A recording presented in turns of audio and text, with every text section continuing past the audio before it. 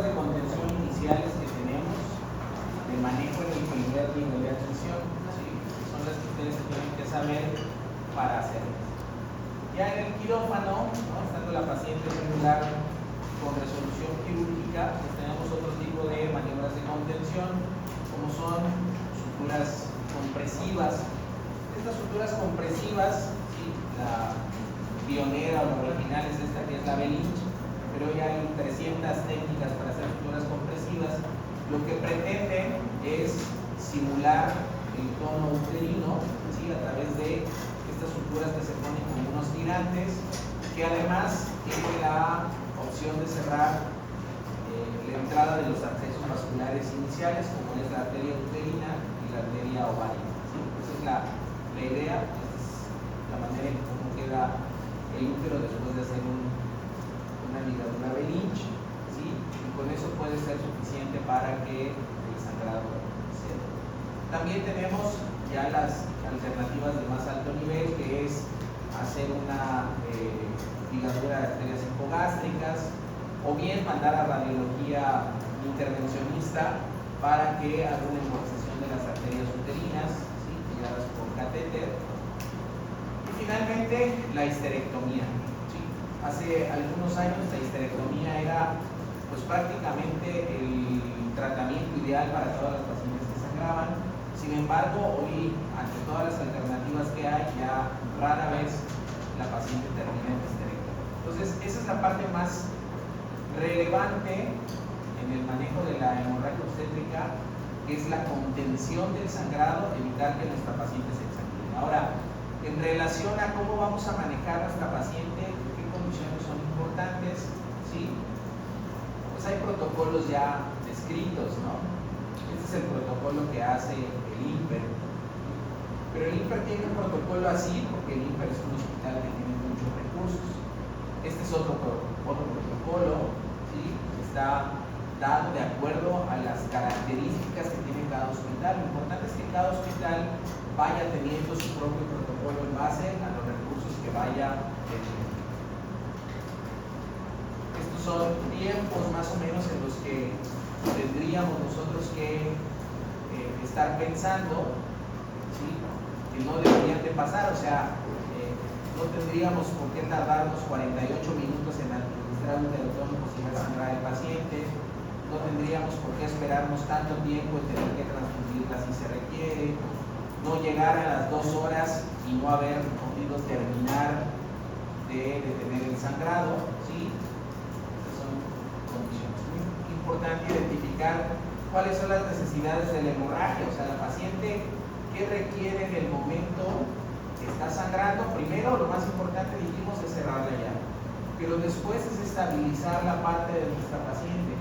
Va a requerir sangre, va a requerir hemoderivados. Hoy en día la estrategia es reanimación, pero no reanimación de volumen, sino más bien reanimación de la coagulación. La paciente obstétrica es una paciente que de lo que más sufre y lo que más pierde mientras está sangrando son factores de la coagulación.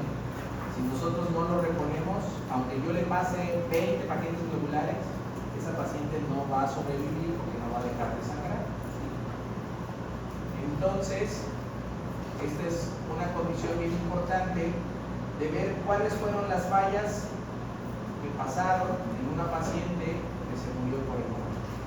Y aquí vamos a encontrar nuestra clasificación que ya vimos al principio de cómo esta paciente, su condición de presión arterial media y frecuencia cardíaca pues, es muy tardía para identificar. Por eso se propone algo que se llama el índice de choque. El índice de choque no es otra cosa más que un cociente en el cual se toma la frecuencia cardíaca y se divide entre la presión sistólica. Y ese índice de choque, ¿sí? Es una condición más temprana de podernos dar cuenta de qué está paseando con la paciente.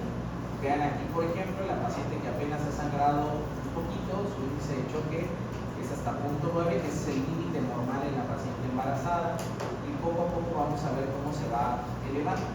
Aquí vemos, ¿sí?, cómo la presión arterial sistólica tiende a mantenerse por mucho más tiempo estable a diferencia de la frecuencia cardíaca. La frecuencia cardíaca, una vez que empieza a llegar al estadio 3, empieza a elevarse, y entonces construir este índice de choque, ¿sí?, que se divide la frecuencia cardíaca entre la presión sistólica, es una condición que nos puede dar más información que evaluar los parámetros de manera independiente.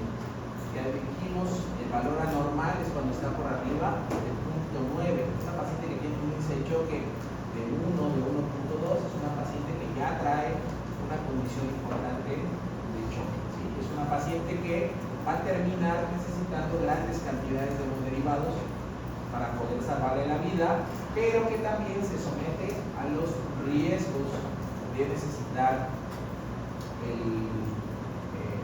los hemoderivados, ¿sí?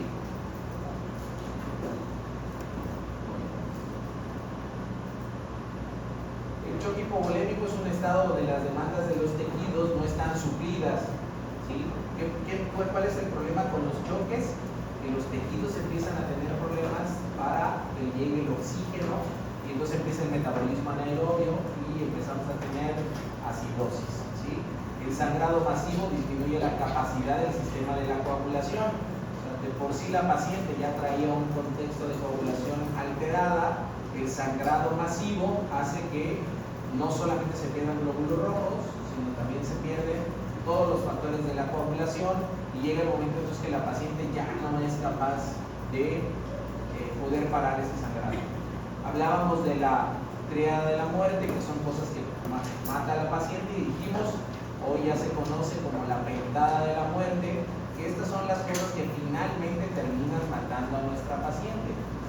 Dice, por ejemplo, la hipotermia. ¿Cómo la hipotermia hace que la paciente pueda tener más riesgo de morirse? Bueno, la hipotermia provoca vasoconstricción y además provoca depresión miocárdica, lo que puede llevarla a arritmias, ¿sí?, a una disminución del gasto cardíaco, lo que nos va a llevar a la hipoxia, a una acidosis metabólica y finalmente a la disfunción orgánica.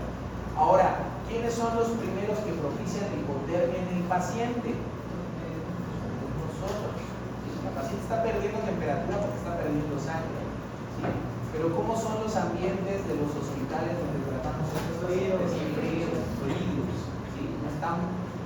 No está diseñado para que la paciente conserve su temperatura, al contrario, el quirófano es totalmente frío, ¿sí? La paciente está abierta, la estamos operando, es muy fácil que pierda temperatura. ¿Qué hacemos para evitar que se enfríe? Pues nada, le pasamos soluciones. ¿Dónde están las soluciones? En un anaquel que está justo a la salida del aire acondicionado. Pues las soluciones que estamos pasando, los hemoderivados que estamos pasando, van fríos, ¿sí? ¿Qué necesitamos? Necesitamos entonces equipos que nos permitan pasar estas soluciones a temperatura normal. ¿Conocen alguno? ¿No? Pues podría ser como una luz para que los Sus compañeros que van a clínica, yo espero que ya lo conozcan, que van a clínica conmigo. Estos son los equipos, son equipos que se llaman hotline, ¿sí? Estos equipos tienen la posibilidad de calentar la solución. Nosotros la colgamos con su equipo de normotero normal, ¿sí?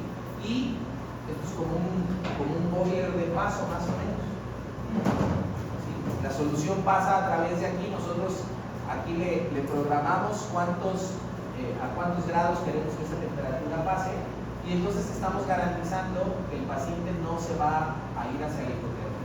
También existen estas famosas sábanas térmicas, que también por ahí en la terapia las tenemos, ¿sí? Con estos calentadores, estas se conectan aquí y lanzan aire caliente, tienen unos hoyitos que va haciendo que el aire circule hacia el paciente. También existen, por ejemplo, para la cirugía, las sábanas que van por debajo del paciente. Estamos operando al paciente y en la sábana está saliendo vapor para que la paciente se siga manteniendo calentada, ¿sí? Entonces, esto es importante en fin de evitar la hipotermia, ¿sí? Ahora, pues sabemos que no en todos lados vamos a encontrar estos equipos, ¿no? Pero pues también vamos a encontrar el hotline versión hágalo usted mismo. ¿Sí? Entonces, los se van a ir a San Juan de las Pitas y se van a llevar su horno de microondas. Entonces, pues es muy fácil meter la solución al horno de microondas. ¿A cuánto la vamos a calentar? No lo sé. Lo vamos a calentar, la vamos a sentir tibia y entonces se la vamos a pasar. No hay una manera de que calculemos, no existe, ¿no? O sea, no hay, pero le puedes pasar la solución tibia. Eso es a puro taco. Y también tenemos nuestros equipos de sábanas térmicas, versión hágalo usted mismo, ¿no? Estas bolsitas que venden en el Oxxo y sus lámparas de chicote que van a tener, que esas sí calientan bastante, entonces cubren al paciente, eviten que tenga pérdida, ¿sí?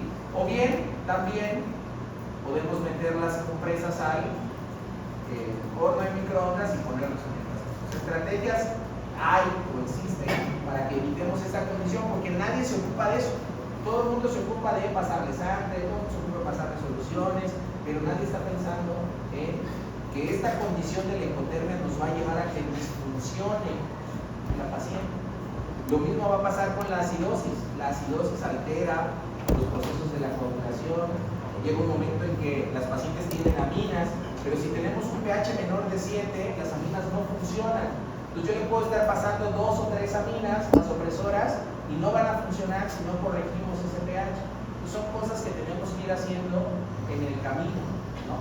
Digo, ustedes a lo mejor allá en San Juan de las Pintas no van a ver la parte del pH, pero van a tener un gasómetro, pero sí van a poder ver esta condición de la hipotermia. Las variables de perfusión son muy importantes, siempre están determinando el lactato. El lactato ya sabemos que es un marcador de hipoperfusión y que mientras más alto esté, la posibilidad de que la paciente tenga una mortalidad pues es muy alta. ¿Sí? Lo mismo pasa con el déficit de base. Los déficits de base también los encontramos en las gasometrías. Entonces más vale que nosotros nos pongamos a tratar de disminuir esta condición. ¿Cómo hacemos que prevenir la acidosis? Con una buena reposición de volumen. ¿Cómo evitamos que haga coagulopatía? Pinzando, no permitiendo que la paciente tenga mayor sangrado. Y la hipotermia, pues ya vimos que hay formas de, porque si no, ¿sí? Los colores de la tríada de la muerte se ven así. ¿Sí? Son los colores del certificado de defunción. Entonces, esperemos que no tengamos que llegar hacia allá. Muy importante que tanto vamos a reanimar al paciente, no nos vamos a meter mucho a hablar del momento de choque hipovolémico, eso sí ya es cuestión de otro momento, pero saber que necesitamos estar manejando bien la condición de los líquidos, que si yo me paso de líquidos, puedo empeorar más al paciente. Anteriormente se decía, hay que reponer 3 a 1, o sea, si la paciente sangró 1 mililitro, hay que reponerle 3. Eso era terrible, porque si la paciente sangró 1000, había que pasarle 3000. ¿Qué terminábamos haciendo? Edema agudo pulmonar, y además diluyendo más la coagulación, no permitiendo que la paciente forme los coágulos de manera natural. Aquí se habla de esto que es la hipotensión permisiva, o sea, ¿cuánto es la presión media necesaria para que tengamos perfusión orgánica? 70. Entre 65 y 70, eso es lo que debemos de tener, ¿sí? Pero en algunos pacientes, como en este caso, puede ser importante mantener una presión más bajita. O sea, ¿qué pasa? Que la vemos sangrando y entonces tiene 80-40 y yo quiero pasarle líquidos hasta que la tenga en 120-80. No lo vamos a lograr. Vamos a necesitar mucha cantidad de líquidos, y si yo la logro mandar a 120-80, esa presión para el paciente que sangre es mala. ¿Por qué? Porque el paciente apenas está formando coágulos, y si yo le subo la presión va a botar los coágulos. Entonces ese paciente, en ese contexto, en lo que yo lo voy a trasladar, me conviene que tenga una perfusión de 60, de 55, ¿sí? ¿Por qué? Para evitar que tengamos una condición de mayor hemorragia. Entonces, la reanimación de hemoderivados es superior a los cristaloides, es una condición muy importante. Sangre se repone con sangre. No hay hasta ahorita otra situación, no vienen los testigos de Jehová y dicen, es que hay esta alternativa, no hay, para la sangre no hay alternativa. ¿Sí? La única alternativa es sangre. No se puede de otra manera. ¿Sí? Y también es importante, insisto, no solamente basarnos en la transfusión de paquetes globulares, sino ver las condiciones de la coagulación. Hoy en día tenemos fármacos hemostáticos, como este ácido tranexámico. El ácido tranexámico es un fármaco que se encarga de disminuir la hiperfibrinolisis. ¿Qué es la fibrinolisis? La ruptura de los hematomas de fibrina. Cuando se forma un coágulo, ¿sí?, viene la parte de la formación del coágulo, la firmeza del coágulo y la degradación del coágulo. Entonces, si tenemos hiperfibrinolisis, lo que va a pasar es que el coágulo se va a formar y muy rápido se va a deshacer. Eso es lo que le pasa a la paciente embarazada. ¿Sí? Tiene hiperfibrinolisis, por eso la paciente sangra mucho. Entonces, en ese contexto, el ácido tranexámico sirve para disminuir esa hiperfibrinolisis. Entonces, es un fármaco que debemos ocupar en todas las pacientes que tengan hemorragia obstétrica. ¿Sí? La gran mayoría de los fármacos se guían por un detonador. ¿Sí? O sea, ¿qué detona el hecho de que tú le vayas a transfundir un paquete globular? El nivel de hemoglobina. ¿Qué detona que tú le pases plaquetas? El nivel de plaquetas. ¿Sí? Eso va así. ¿Qué detona que el paciente le tengas que pasar ácido tranexámico? Que la paciente sangre. No necesitamos tener ningún tipo de estudio para pasarle ácido tranexámico, porque ya sabemos que la embarazada hace hiperfibrinolisis. ¿Sí? Y entonces es un fármaco que salva vidas. Se tiene que aplicar dentro de las 3 primeras horas y mientras más pronto, mejor. ¿Sí? ¿Qué es el ácido tranexámico? ¿Sí? Cuando se utiliza como parte del tratamiento, insisto, debe darse como lo más pronto posible. Impide que el plasminógeno se una a la fibrina y por eso reduce la activación del plasminógeno, inhibiendo la degradación y favoreciendo así la hemostasia secundaria. Y la dosis que vamos a aplicar es una dosis de 1 gramo para pasar en 1 mililitro por minuto. ¿Sí? Entonces, este es bien importante porque hoy ácido tranexámico hay. ¿En dónde? En los hospitales.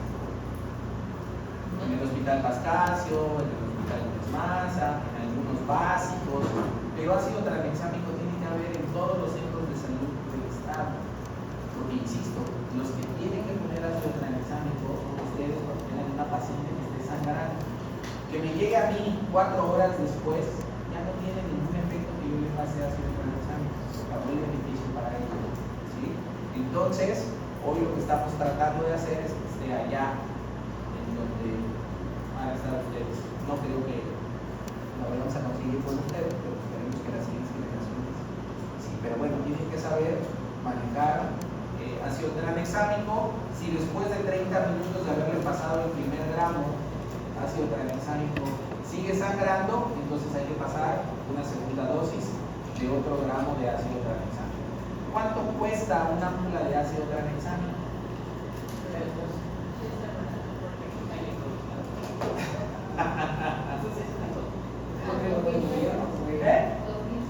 Más o menos el ámpula de 5, más bien la caja de 5 ámpulas de 500 miligramos vale como 3.500 pesos. No, 500 miligramos. Tienes que poner 2. Entonces es ahí. Bueno, y después tenemos también el fibrinógeno. Si tenemos hiperfibrinolisis, ¿sí?, lo primero que se va a consumir es el fibrinógeno. Ahora, fibrinógeno sí se pone como un objetivo, ese no se pone nada más porque sí. Fibrinógeno tenemos que medir cuánto fibrinógeno tiene la paciente y cuando los niveles son menores a 200 está indicado pasarle fibrinógeno. ¿Sí? Entonces, este también es otro fármaco, pero la ventaja de todo esto es que son simplemente botellitas. Ya no necesitas un refrigerador para poner plaquetas, ya no necesitas un refrigerador para poner fluidos invitados, ¿sí? Que estos en un refrigerador, ¿sí?, un minibar, pueden tener ahí esto, y esto salva la vida de la paciente. Ahora, ¿cuánto cuesta fibrinógeno? 32,000 pesos. 32,000 pesos. Eso, un frasco de 1.5 gramos. ¿Sí? Pero bueno, no importa cuánto cuesta. Lo que importa es que le salve la vida al paciente. ¿Sí? Entonces, estas cosas son importantes en relación a cómo estamos manejando. Decíamos, los disparadores de la transfusión y pues generalmente en los hospitales que no tienen los fármacos hemostáticos. ¿Cuál es el estudio para ver el nivel de fibrinógeno? Así que primero iniciar el protocolo de transfusión masiva, ¿no? Si no tenemos hemostáticos, deberíamos tener esto: 6 paquetes globulares, 6 platos frescos congelados para reponer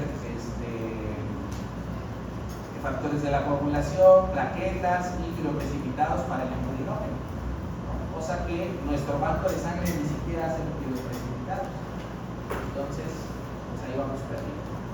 Esta es una guía que viene en la guía de práctica clínica. Este es el algoritmo de qué vamos a hacer, ¿sí? Entonces dice, la paciente empieza a sangrar, ya estimamos que tiene una hemorragia obstétrica. Lo primero que tenemos que hacer es control farmacológico y mecánico entre uterotónicos y entre pinzamiento y balón, lo que le toque de acuerdo a nuestra valoración.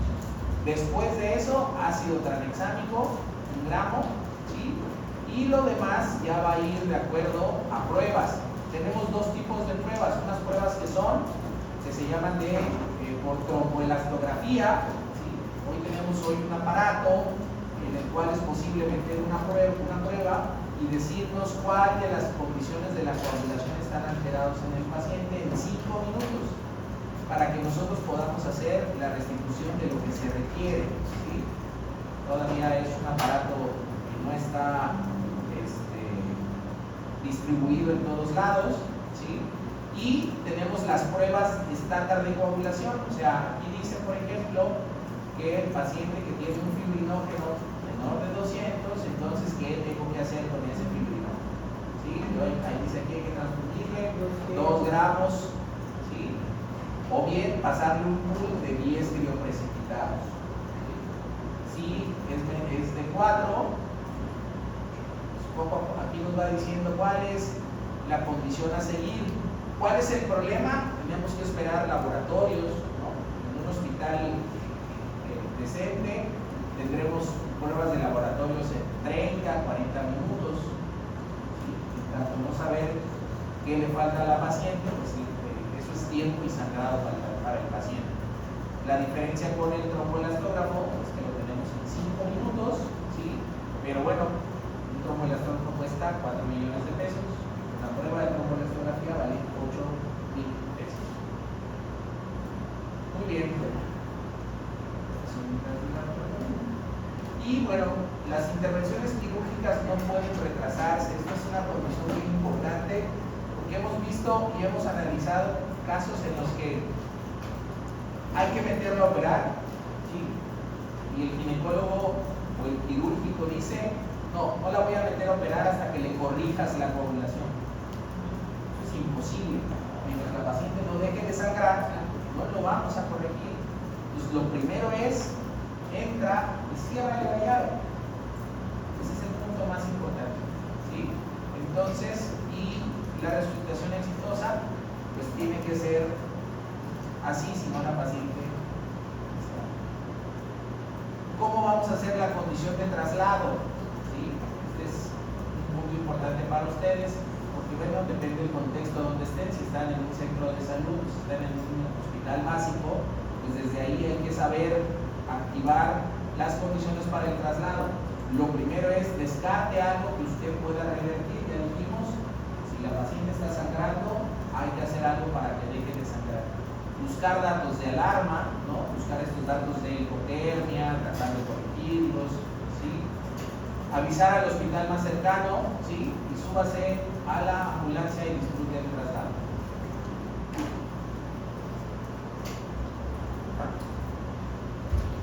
Siempre cualquier protocolo, esto no lo vamos a... Si el día de hoy lo aprendieron y nunca más lo vuelven a aplicar. El día que esté frente a un paciente, no van a saber. Es importante que cuando lleguen a un hospital, por ejemplo, ahora que vayan al internado, sepan cuáles son los protocolos. ¿Qué ocurre? En mi hospital, por ejemplo, aprietan un botón, suena una chicharra como de recreo, ¿sí? Y todo el mundo sale corriendo. Y todos los internos salen corriendo, ¿sí? Y están 10 metros atrás platicando. Nadie está viendo eso. ¿Sí? Entonces, el que no ayuda, estorba. Eso es importante.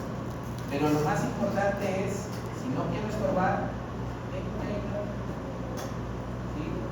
Entonces, yo recuerdo que cuando yo era interno y noté mi servicio de gineco, vino un R4 a la que atendí un partito de un prematurito, y cuando estaba sacando el cordoncito se desgarró.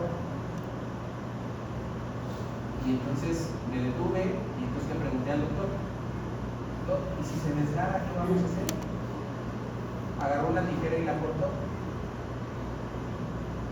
Y me dijo, sácalo. ¿Cómo? Mete la mano y sácalo. Y entonces con una mano sacamos la placenta. Eso vas a hacer. Que no aprendan en su internado. No lo van a aprender allá. Si no ven un pinzamiento, si no ven una colocación de un balón, ¿sí? Y si no lo ven, es porque ustedes no quieren. Todos los días en los hospitales, en la gran mayoría de los hospitales hay preclámicas, hay hemorragias. ¿Sí? Si no se acercan a aprenderlo, no se va a hacer. ¿Sí? Estas son las consecuencias cuando no hacemos las cosas bien. ¿Sí? Paciente que entra a quirófano y entra a quirófano y entra a quirófano y se complica y se complica. ¿Sí? Lo importante son competencias para todo el personal. El tiempo de actuar es muy corto y las destrezas y habilidades para controlar la hemorragia son muy importantes, y siempre tenemos que saber qué hacer con esa paciente en el contexto médico. Lo más importante es revisar siempre nuestro canal de parto, estar muy atentos al canal de parto. ¿Qué pasa? ¿Qué sucede? ¿Qué tenemos? La paciente sangra, ¿de verdad no tiene un desgarrito al que yo le pueda dar un puntito? ¿Sí? Son cosas que tenemos que ver. Muy bien. ¿Dudas?